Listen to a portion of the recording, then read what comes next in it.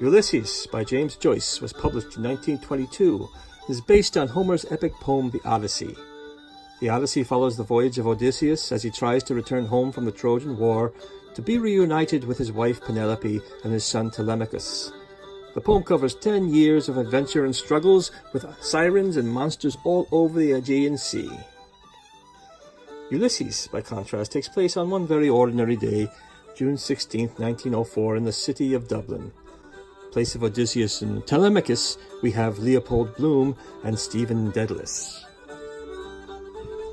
In our first episode, Telemachus, we meet Stephen as he wakes up that June 16th morning at Martello Tower, an old British fort on the Dublin coast. Stephen is a teacher, and he lives at the tower with a medical student, stately, plump Buck Mulligan. Come up, Kinch!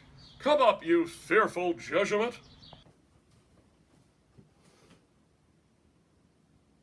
The mockery of it!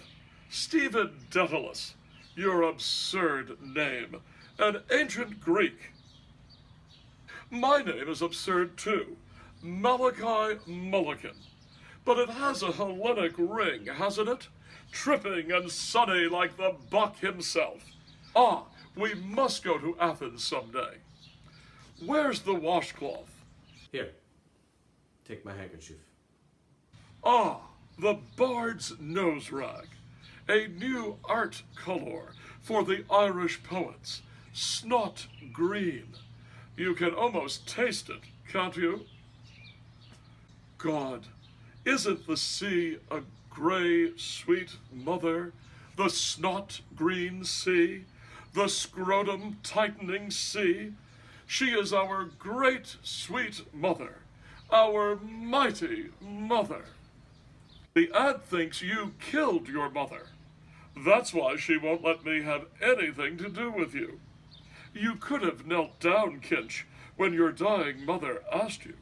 To think of her begging you with her last breath to kneel down and pray for her, and you refused. There is something sinister in you. In me? Do you remember the first day I went to your house after my mother's death? I can't remember anything. I remember only ideas and sensations. Why? What happened in the name of God? Your mother and some visitor came out of the drawing room, and she asked you who was in your room, and you said, "Oh, it is only Dedalus, whose mother is beastly dead." Did I say that? Well, what harm is that? And what is death? Your mother's or yours or my own? You saw only your mother die. I see them pop off every day in hospital and cut up into tripes in the dissecting room. It's a beastly thing and nothing else. I didn't mean to offend the memory of your mother. I'm not thinking about the offense to my mother. I was thinking about the offense to me. Oh, you're an impossible person. In a dream, she had come to me after her death. Her wasted body within its loose brown grave clothes giving off an odor of wax and rosewood. Her breath that had bent upon me, mute, reproachful, a faint odor of wetted ashes. I see the sea hailed as a great sweet mother by the well-fed voice beside me. But the ring of bay and skyline holds a dull green mass of liquid, just as a bowl of white china had stood beside her deathbed, holding the green, sluggish bile which she had torn up from her rotting liver by fits of loud groaning, vomiting. Oh, Ireland, poor old woman, the sow that eats its own farrow. In the episode Calypso, we meet Leopold Bloom at his house at 7 Eccles Street. In the Odyssey, the nymph Calypso kept Odysseus a prisoner for 7 years, enchanting him with her singing. The henpecked Bloom has been married almost 16 years, and here we find him preparing breakfast for his beloved Molly.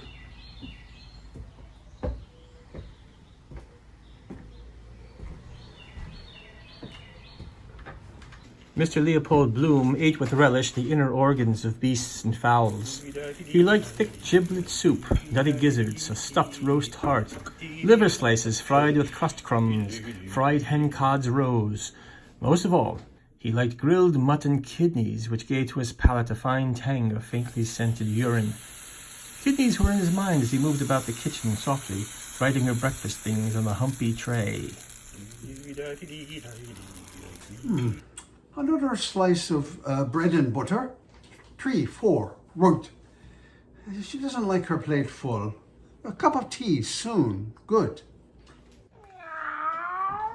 Oh, there you are.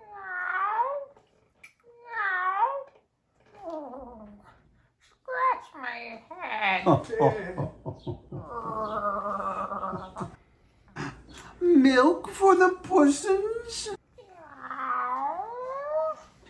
They call them stupid. They understand what we say better than we understand them. She understands all she wants to. Vindictive, too. Cruel, her nature.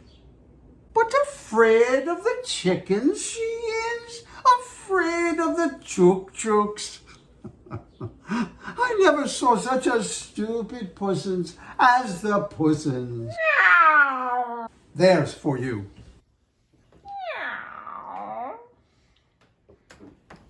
On quietly creaky boots, Bloom went up the staircase to the hall.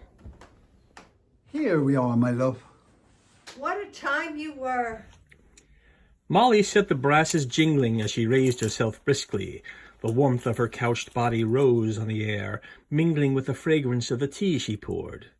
A strip of torn envelope peeped from under the tray. Who is the letter from? Oh, just Boylan. He's bringing the program. Ah, Boylan.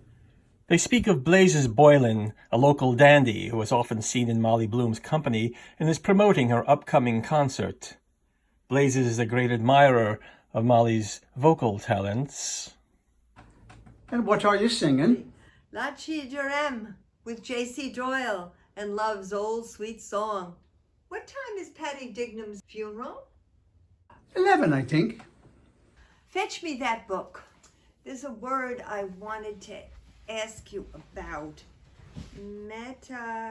What? Here. What does that mean? Metempsychosis. It's Greek. It means the transmigration of souls. Oh, Rox, tell us in plain words. That we live after death, our souls. Did you finish the book? Yes. There's nothing smutty in it. Do you want another? Yes. Give me another Paul de Cox. A nice name he has. Some people believe that we go on living after death, that we lived before. Metempsychosis is what the ancient Greeks called it. They used to believe that you could be changed into an animal or a tree, for instance. There's a smell of burn. Did you leave something on the fire? The kidney! The Blooms have conjured for themselves a pleasant enough life, but it is forever shadowed by the death of their son Rudy, who was lost at the age of 11 days old. That was now 11 years ago, but it haunts Bloom still. Nestor was the wise and revered counselor to our hero Odysseus. At the Dalkey school, where Stephen Dedalus teaches young boys, Mr. Deasy, the principal, is far from that. Here he has written a letter about the spread of foot-and-mouth disease in local cattle. He would like to see it published in the newspaper, and he asked Stephen to run it over. Ah, Daedalus, I have a letter for you. First, our little financial settlement. 1, 2, there. 312. I think you'll find that right. Thank you, sir. No thanks at all. You've earned it. Oh, but don't carry it like that. You'll pull it out somewhere and lose it. You don't know yet what money is, Daedalus. Money is power. Do you know what is the proudest word you will ever hear from an Englishman's mouth? That on his empire the sun never sets? Ah, that's not English. A French Celt said that. No, I will tell you his proudest boast. I paid my way. I owe nothing. Can you feel that? Can you? For the moment, no. Ha ha ha ha ha! I knew you couldn't. But one day you must feel it. We are a generous people, but we must also be just. You think me an old Tory, but I have rebel blood in me too. We are all Irish, all king's sons. Don't you forever, ever forget your history. History is a nightmare from which I am trying to awake. I foresee that you will not remain long here at this work. You were not born to be a teacher. Here, you have 2 copies of my letter there. I have put the foot and mouth disease in a nutshell. There can be no 2 opinions on the matter. If you can, have them published at once. I will try. Oh, and Daedalus, think on this. Ireland has the honour of being the only country which has never persecuted foreigners. Do you know why? Why, sir? Because she never let them in. She never let them in! That's why!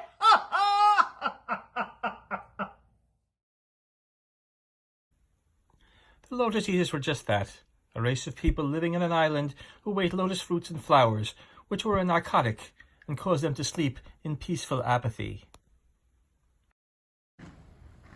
In this episode, Leopold Bloom is conducting an illicit correspondence with a woman named Martha, and he uses the pen name of Henry Flower. Here at the Dublin post office, Bloom has just received a fresh letter from Martha.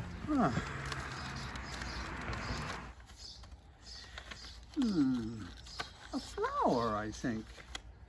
Yes, a yellow flower with flattened petals. What does she say? Dear Henry, I got your last letter and thank you very much for it. I am sorry you did not like my last letter.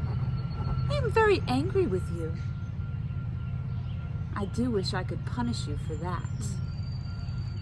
Are you not happy in your home, you poor little naughty boy? I do wish I could do something for you. Please let me know what you think of poor me. I often think of that beautiful name you have, Henry Flower. Dear Henry, when will we meet? I think of you so often, you have no idea. I have never felt myself so much drawn to a man as to you. Please write me a long letter and tell me more. If you do not, I will punish you. Oh, how I do long to meet you, Henry dear. Do not deny my request before my patience is exhausted. Then I will tell you all. Goodbye now, my naughty darling, and write by return to your loving Martha. P.S. Do tell me what kind of perfume your wife wears. I want to know.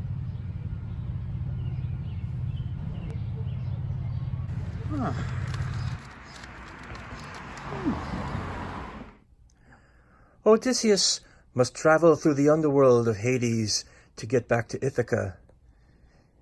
In Ulysses, Mr. Bloom is attending Paddy Dignam's funeral at 11 a.m., sharing a carriage to the Prospect Cemetery with Martin Cunningham, Mr. Power, and Simon Daedalus, the father of Stephen. Come along, Simon. Time is wasting. And so is Patty. True enough. After you, Mr. Douglas. Yes, yes. Are we all here now? Come along, Bloom. The wheels rattled rolling over the cobbled causeway, and the crazy glasses shook rattling in the door frames. Which way is he taking us? Irishtown, Ringsend, Brunswick Street. Ah, to visit the departed's neighborhood. That's a fine old custom. I'm glad it has not died out. Look, there goes someone you know, Daedalus. Your son and heir, Stephen. Where is he? Was that Mulligan cad with him? No, he was alone. He's with a low-down crowd. That Mulligan is a contaminated, bloody, double-eyed ruffian by all accounts. His name stinks all over Dublin. But with the help of God and his blessed mother, I'll make it my business to write a letter to his aunt that will open her eyes. I'll tickle his catastrophe. Believe you me, I won't have her bastard of a nephew ruin my son. Noisy, self-willed man. Full of his son. But he's right. If little Rudy had lived, I could see him grow up. Hear his voice in the house. Walking beside Molly in an Eton suit. My son. Me in his eyes. I could have helped him on in life. I could. Tom Kernan was immense last night. Prattling on at full bore he was. Oh, wait till you hear him, Simon, pontificating on Ben Dollard's singing of the Croppy Boy. His singing of that simple ballad, Martin, is the most trenchant rendering I ever heard in the whole course of my experience. Boylan's coming by in the afternoon. She'll be singing her song for him. How is the concert tour getting on, Bloom? Oh, very well. I hear great accounts of it. Are you going yourself? Well, no. In point of fact, I have to go down to County Clare on some private business. Just as soon miss it, I would. Now black horses with white frontlet plumes came round the rotunda corner, galloping. A tiny coffin flashed by. That's sad. Child. A dwarf's face, mauve, and wrinkled like little Rudy's was. Our little beggar baby. Mistake of nature. If it's healthy, it's from the mother. If not, from the man. Better luck next time. Poor little thing. Did you hear that one about Mulcahy from the Coombe? They tell the story that two drunks came out one foggy evening to look for a grave of a friend of theirs. They asked for Mulcahy from the Coombe and were told where he was buried. After traipsing about in the fog, they found the grave, sure enough. One of the drunks spelt out his name, Terence Mulcahy. The other drunk was blinking up at a statue of our Savior. And after blinking up at the sacred figure, says he doesn't look a bloody bit like Mulcahy.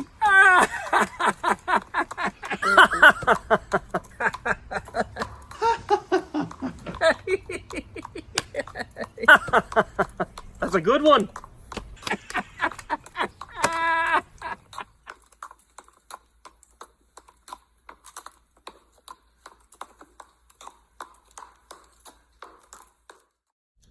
AEOLUS, the god of winds, blows Odysseus' ships off course.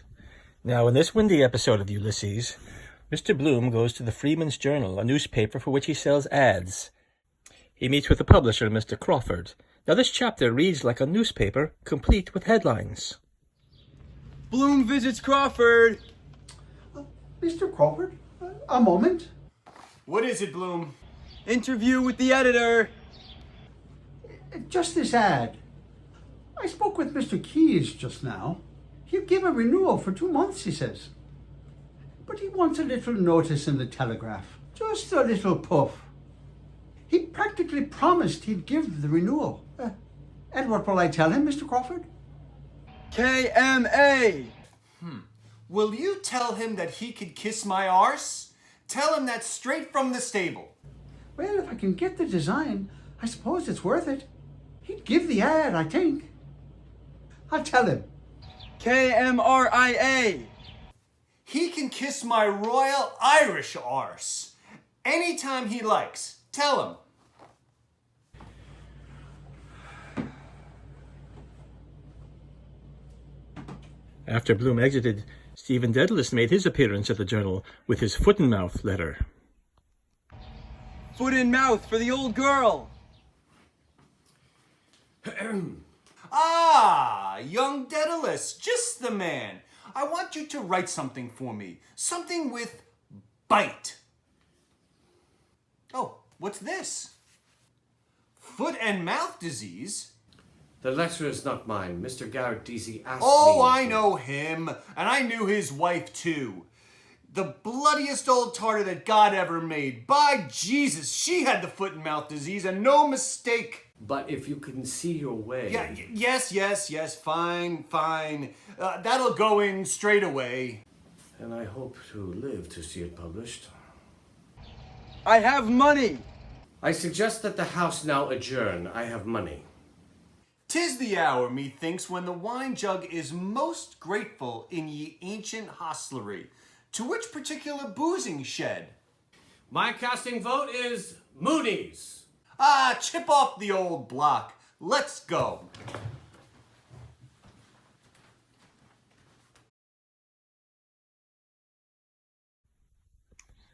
The Wandering Rocks episode of Ulysses is a collection of 19 vignettes in and around St. Stephen's Green, providing carefully constructed points of intersection between our major characters. We'll drop in on just a few moments. Here we find the much-discussed Blazes Boylan buying a gift for Molly Bloom from a very pretty shop girl. Put these in there first, will you? Yes, sir. And the fruit on top? That'll do. Can you send them by tram now? Certainly, sir. Is it in the city? Yes, 10 minutes. What's the address, sir? 7 ECCLES Street. Send it at once, will you? It's for an invalid. Yes, sir. I will, sir. What's the damage? As the blonde girl's slim fingers reckoned the fruits, Blazes Boylan looked into the cut of her blouse. A young pullet.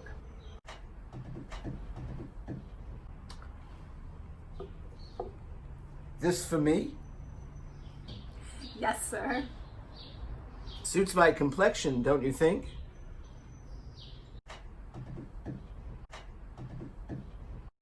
Now, while Mr. Boylan was busy pressing his suit, just across the way a dark-backed figure under Merchant's Arch scanned books on the hawker's cart. It was Mr. Bloom, looking for a new piece of literature for his wife to peruse. No, she wouldn't like that much. All the dollar bills her husband gave her were spent in the stores on wondrous gowns and costliest frillies for him, for Raoul. Her mouth glued on his in a luscious, voluptuous kiss, while his hands felt for the opulent curves inside her dishabille. Warmth showered gently over him, cowing his flesh. Flesh yielded amply amid rumpled clothes, whites of eyes swooning up. His nostrils arched themselves for prey. Melting breast ointments for him, for Raoul. I'll take this one.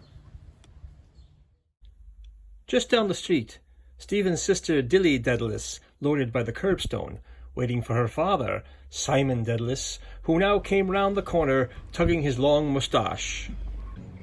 Father, did you get any money? Where would I get money? There's no one in Dublin would lend me a 4p. You got some. How do you know that? I know it. Were you in the Scotch house now? I was not then. Was it that little nun's torture to be so saucy? Here. See if you can do anything with that. I suppose you got 5 now. Give me some more. You're like the rest of them, are you? An insolent pack of little bitches. Since your poor mother died. But wait a while. You'll all get a short shrift and a long day from me. Wouldn't care if I was stretched out stiff. Can't you find some money somewhere? I will. I looked along the gutter on O'Connell Street. I'll try this one now. You're very funny. Come on, give it over. Here, get a glass of milk for yourself or a bun or something. I'm sure you have another shilling. Leave off now. Little nuns, nice little things. Tilly took the coin to the bookshop to buy herself a little something, and there she met her own brother, Stephen. What are you doing here, Stephen? What are you doing? What have you there? A book? I bought it at the other cart for a penny. Chardonnay's French primer. What did you buy that for? To learn French? I know, it's silly. Here. It's all right. Mind Maggie doesn't pawn it on you. I suppose all my other books are already gone. Some. We sold them. We had to.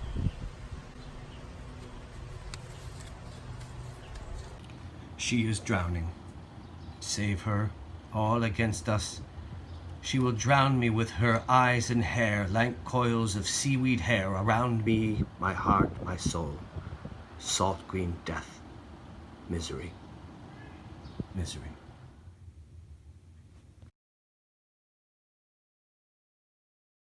The Cyclops is a one-eyed monster of epic proportions who captures Odysseus and his men. When our hero escapes, he can't resist taunting the Cyclops, who retaliates by hurling a huge boulder, destroying almost all of Odysseus's fleet. In this excerpt from Cyclops, Mr. Bloom encounters the Citizen, a drunken anti-Semite, in Barney Kiernan's pub. The story is narrated by a fellow drinker. So we turn into Barney Kiernan's, and there, sure enough, was the Citizen up in the corner, having a great confab with himself in that bloody mangy mongrel, Gary Owen, and he waiting for what the sky would drop in the way of drink. But begob, I was just lowering the heel of my pint when I saw the Citizen get up and waddle to the door, puffing and blowing with the dropsy, and he cursing the curse of Cromwell on Bloom, bell, book, and cannon in Irish, spitting and spatting out of him, and Joe and little Alf all around him like a leprechaun, trying to pacify him.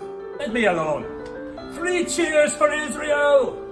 Sit down on this parliamentary sod, your arse, for Christ's sake, and don't be making a bloody exhibition of yourself. Jesus, there's always some bloody clown or other kicking up a bloody murder about bloody nothing. God, it'd turn the porter sour in your guts, so it would. St. Patrick would want to land at King Lard again, rather than let some things like that contaminate our shores. Mendelssohn was a Jew, and Karl Marx, and Mercandante, and Spinoza. And the Savior was a Jew, and his father was a Jew. Your God. Whose God? Your God was a Jew. Christ was a Jew like me. God! By Jesus, I'll brain that bloody bastard for using the holy name. By Jesus, I'll crucify him, I will. Give me that biscuit box there. Where is it? Where is that Bloom till I murder him? Begob, he drew his hand and made a swipe and let fly. Mercy of God, the sun was in his eyes, or he'd have left him for dead. Gob, he near sent it into the county Longford. The catastrophe was terrific and instantaneous in its effect. The observatory of Dunsink registered in all 11 shocks, and there is no record extant of a similar seismic disturbance in our island since the earthquake of 1534. The bloody nag took fright in the old mongrel after the car, like bloody hell, and all the populace shouting and laughing in the old tin box clattering along the street. Messages of condolence and sympathy are being hourly received from all parts of the different continents, and the sovereign pontiff has been graciously pleased to decree that a special mass shall be celebrated in suffrage of the souls of those faithful departed who have been so unexpectedly called away from our midst. You never saw the like of it in all your born puff. God, the Jarvey saved his life by furious driving as sure as God made Moses. Oh, Jesus, he did. And he let a volley of holes after him. Did I kill him or what? After him, Daddy Dog! After him, boy! And the last we saw was the bloody car around in the corner and old Bloom on it, gesticulating and the bloody mongrel after it, with his lugs back for all he was bloody well worth to tear him limb from limb. And they beheld him, Ben Bloom Elijah, amid clouds of angels, ascend to the glory of the brightness. At an angle of 45 degrees over Don Hughes and Green Street, like a shot off a shovel. In the Odyssey, the hero washes up on the shore of a beautiful island and is discovered naked by the island's princess Nausicaa and her attendants. In Ulysses, we're at the beach at Sandymount Strand, and the attendants are the lovely seaside girls. Those girls, those lovely seaside girls, all dimples, smiles and curves, your head it simply whirls. They look all right, complexions pink and white. They've diamond rings and dainty feet, golden hair from Regent Street, lace and grace and lots of face, those pretty little seaside girls. Now Nausicaa is young Gertie McDowell, who's at the beach with several of her friends, when she encounters a mysterious male stranger, our own Leopold Bloom. I feel his eyes on me. Quiet, grave-faced gentleman. If ever there was undisguised admiration in a man's passionate gaze, it is there, plain to be seen. And it is for you, Gertrude McDowell, and you know it.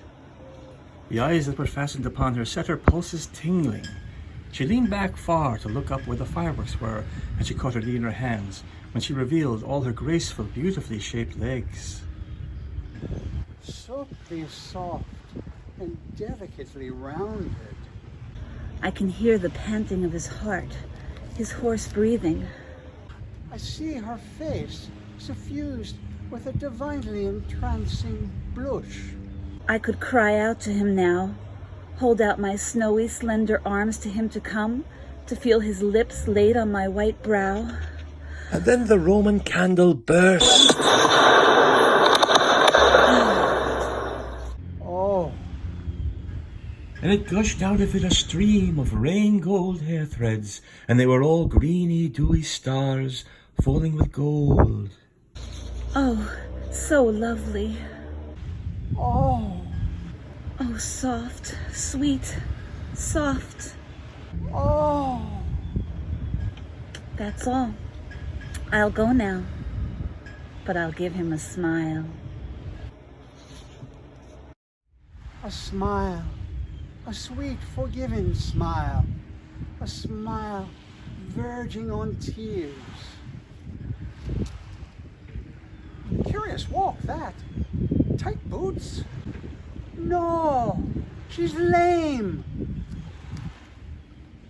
Oh, poor girl. Hot little devil all the same.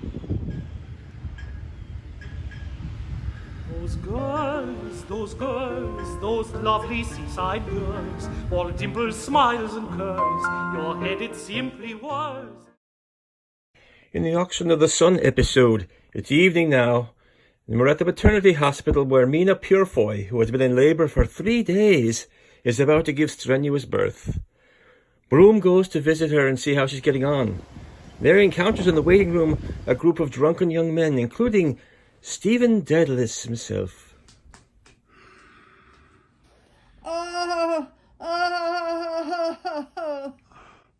3 days on the stool now. Poor woman. Oh! Where is Buck? Buck Mulligan! Malachi! He's in hiding. Come along, you right witty scholars. Sardines and beer for all! Hurrah! Hurrah! Quiet, sirras! Both babe and parent now glorify their maker, the one in limbo gloom, the other in purge fire. But what of those God-possible souls that we nightly unpossibilize, which is the sin against the Holy Ghost? Sirs, our lust is brief and unprofitable. We are means to those small creatures within us, and nature has other ends than we. Truth is a pregnant word, and he who stealeth from the poor lendeth to the Lord. Amen. Amen. Amen.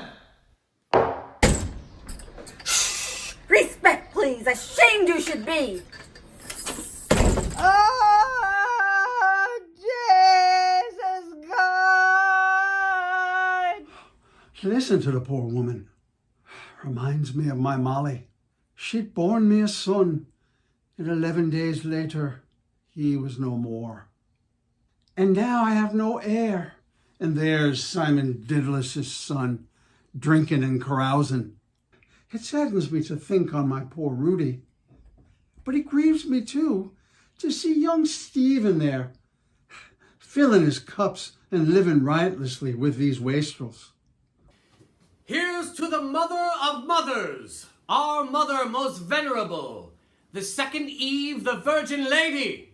Here's to a pregnancy without joy, a birth without pangs, a body without blemish, a belly without bigness.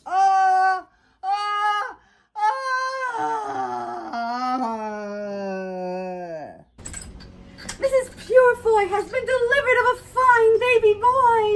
Hooray!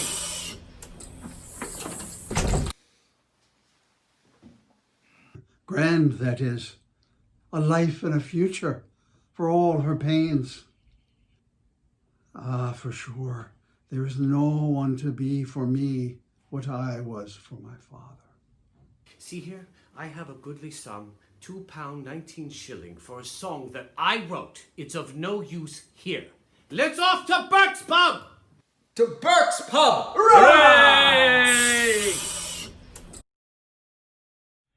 Circe the sorceress ensnares Odysseus and turns his men into swine. Now what better place in Dublin to see men become swine than in a fine Irish brothel? Here in Night Town, Stephen Dedalus has come to carouse, and Bloom follows to be a protective influence on him. But when he meets the madam of the house, one Bella Cohen and her stable of prostitutes, Bloom soon finds himself in a phantasmagorical dream world, a tasty stew mixed of his own fears and desires. Who's paying here? Madam Bella, excuse me if you'll allow me. You want 3 girls? It's 10 shillings each. 100,000 apologies. You had better hand over that cash to me to take care of. Why pay more? Be just before you're generous. The fox crew, the cocks flew. The bells in heaven were striking 11. 'Tis time for her poor soul to get out of heaven. Hello, blue-eyed beauty. I'll read your hands. Ah, a woman's hands. Continue. Lie to me. Lie with me. I won't tell you what's not good for you. Or do you want to know? It would do more harm than good. Read mine instead. Knobby knuckles, short little finger, henpecked husband. Am I wrong? Right as rain. Hello, Bloom. Is Mrs. Bloom up yet? I'm afraid not, sir. Show me in. I have a little private business with your wife. You understand? Yes, sir. Madame Tweety is in her bath, sir. Raoul, darling, come and dry me. I'm in my pelt. Only my new hat and a carriage sponge. Topping. You can apply your eye to the keyhole and play with yourself while I just go through her a few times. Thank you, sir. I will, sir. My word. I'm all a muck sweat. Exuberant female, enormously I desiderate your domination, awaiting your further orders. Hound of dishonor. Empress. Adorer of the adulterous romp. Hugeness. Oh, dung devourer. Down. Feel my entire weight. Bow, bond slave, before the throne of your despot's glorious heels. Truffles. Oof. I promise never to disobey. Get out, you skunk. Hold your tongue. Speak when you're spoken to. Master. Mistress. Man-tamer. My center of gravity is displaced. I have forgotten the trick. Struggle for life is the law of existence. But here it is. I must kill the priest and the king. Here. What's that you're saying about my king? Say it again. I understand your point of view, though I have no king for myself for the moment. But this is the point. You die for your country. But I say, let my country die for me. Damn death! Long live life! Hey, Harry, give him a kick in the knackers! He doesn't know what he's saying. It's all right. I know him. He's a gentleman. A poet. Gentleman, patriot, scholar, and judge of impostors. I don't give a bugger who he is. We don't give a bugger who he is! Come home. You'll get in trouble. I don't avoid it. He provokes my intelligence. Here, what are you saying about my king? Nothing. He wants my money and my life for some brutish empire of his. I'll wring the neck any fecker says a word against my feckin' king. He said nothing. Not a word. A pure misunderstanding. Go on, Harry! Give him one in the eye! Oh, I'll do him in. I'll wring the neck any feckin' bastard said a word against my bleeding feckin' king. I'll wring the bastard's bleeding blasted windpipe! Come along with me now, before worse happens. I'll insult him. You hit him without provocation. Here, bugger off, Harry. Here's the cops. What's wrong here? I'm a witness. Constable, take his regimental number. I don't want your instructions in the discharge of my duty. Here, bugger up, Harry, or we'll bet it'll shove you in the lockup. Bennett's a white-ass bugger. I don't give a shit for him. What's his name? We don't want any scandal, you understand. His father is a well-known, highly respected citizen. Just a little wild oats. You understand? Oh, why, I understand, sir. Good night. I'll just wait and take him along in a few. Good night, gentlemen. Mr. Daedalus. Stephen. Hulk? Black Panther? Vampire? Fergus now. And Pierce. Woods. Oven shade. Poetry. Well educated. Pity. Not hurt anyway. His face reminds me of his poor mother. 'Twas then Bloom looked across the room and saw the vision of a young boy, and he recognized him as his own lost son. Rudy! Rudy!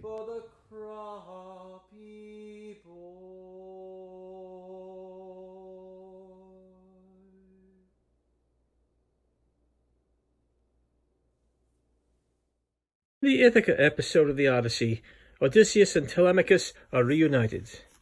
In Ulysses, Bloom and Stephen return to 7 Eccles Street and get to know each other. The episode is written in the style of a Catholic catechism, where a question is followed by a response. What happened when they stepped outside of the house? At Stephen's suggestion, at Bloom's instigation, both, first Stephen, then Bloom, in penumbra, urinated, their sides contiguous, their organs of micturition reciprocally rendered invisible by manual circumposition, their gazes, first Bloom's, then Stephen's, elevated to the projected luminous and semi-luminous shadow. Similarly, the trajectories of their first sequent, then simultaneous urinations were dissimilar. Bloom's longer, less irruent, in the incomplete form of the bifurcated penultimate alphabetical letter.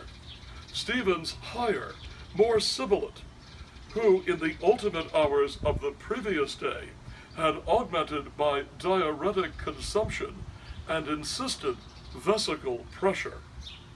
what different problems presented themselves to each concerning the invisible, audible, collateral organ of the other?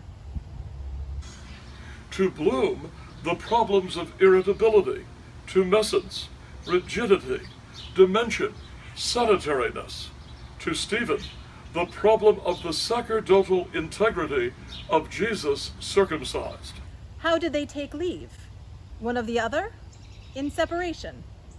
Standing perpendicular at the same door and on different sides of its base, the lines of their valedictory arms meeting at any point and forming any angle less than the sum of two right angles. What sound accompanied the union of their tangent, the disunion of their, respectively, centrifugal and centripetal hands? The sound of the peal of the hour of the night by the chime of the bells in the church of St. George.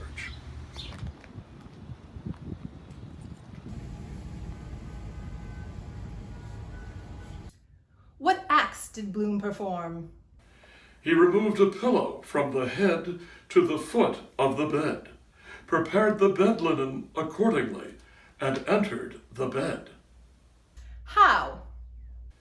Lightly, the less to disturb. Reverently, the bed of conception and of birth, of consummation of marriage and of breach of marriage, of sleep and of death. What did his limbs, when gradually extended, encounter? New clean bed linen, additional odors, the presence of a human form, female, hers, the imprint of a human form, male, not his. What were his reflections concerning the late occupant of the bed, Blazes Boylan? Reflections on his vigor, corporeal proportion, commercial ability, and impressionability. With what antagonistic sentiments were his subsequent reflections affected? Envy, jealousy, equanimity. What retributions, if any? Assassination? Never, as two wrongs did not make one right. Duel by combat? No. Divorce? Not now. The visible signs of anti-satisfaction? An approximate erection, a gradual elevation, a tentative revelation, a silent contemplation. Is he weary? He rests. He has traveled. Just a song at twilight, when the lights are low, and the glistening shadows softly come and go. Though the heart be weary, sad the day and long, still to us at twilight come comes love's old song, comes love's old sweet song.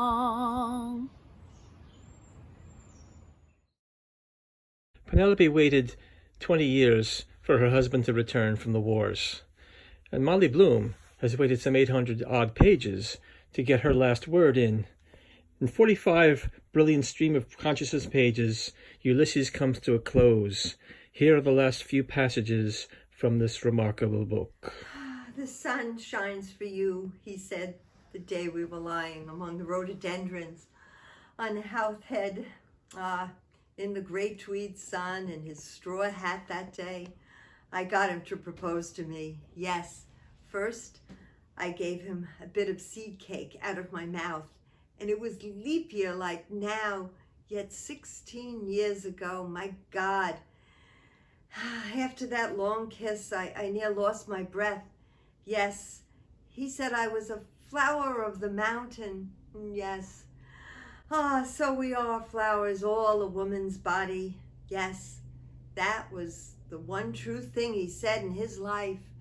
And the sun shines for you today. Yes, that's why I liked him, because I saw he understood or felt what a woman is. Oh, that awful deep down torrent. Oh, and the sea, crimson, sometimes like fire, and the glorious sunsets and the fig trees and the Alameda gardens. Oh, yes, and all those queer little streets and the pink and the blue and the yellow houses and the rose gardens and the jasmine and the geraniums, the cactus, and Gibraltar as a girl, where I was a flower of the mountain. Yes, when I put the rose in my hair like the Andalusian girls used to, or shall I wear a red one? Yes, and how he kissed me under the Moorish wall, and I thought, well, as well him as another. And then I asked him with my eyes to ask again, yes. And then he asked me, would I? Yes, to say yes, my mountain flower.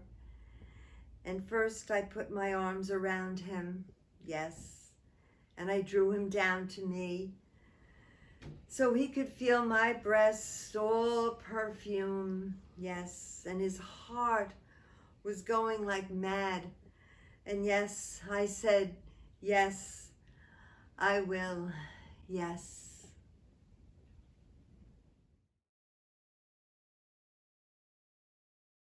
Good men and true in this house who dwell, to a stranger buckle I pray you tell. Is the priest at home and may he be seen? I would speak a word with Father Green.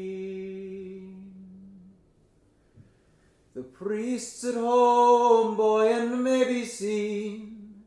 'Tis easy speaking with Father Green, but you must wait till I go and see if the Holy Father alone may be. The youth has entered an empty hall.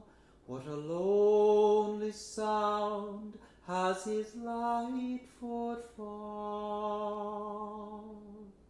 And the gloomy chamber all chill and bare, with a vested priest in a lonely chair. The youth has knelt to confess his sins. Nomine Dei, the youth begins. At mea culpa he beats his breast, and in broken murmurs he speaks the rest. At the siege of Ross did my father fall, and at Gory my loving brothers all.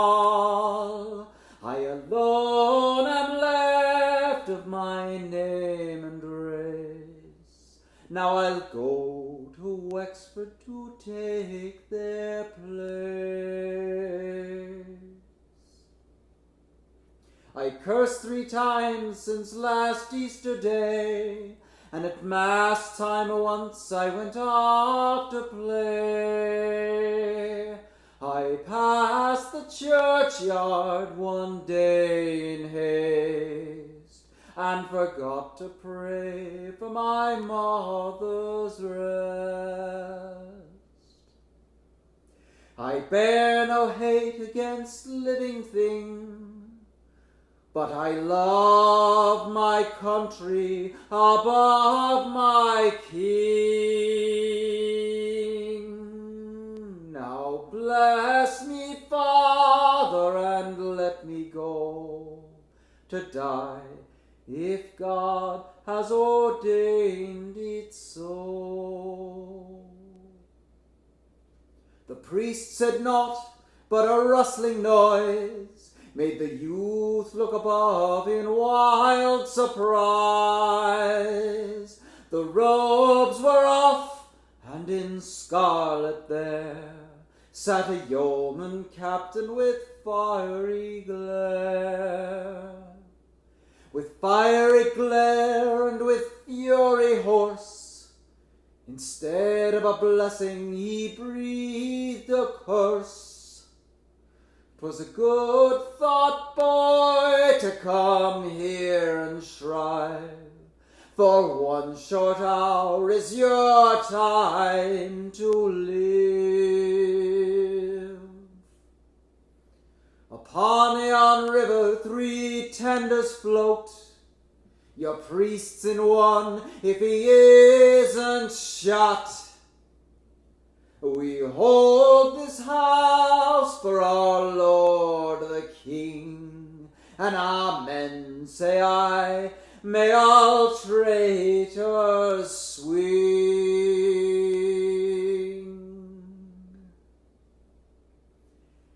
At Geneva barrack the young man died, and at Gory they have his body laid. Good people who live in peace and joy, breathe a prayer and a tear for the croppy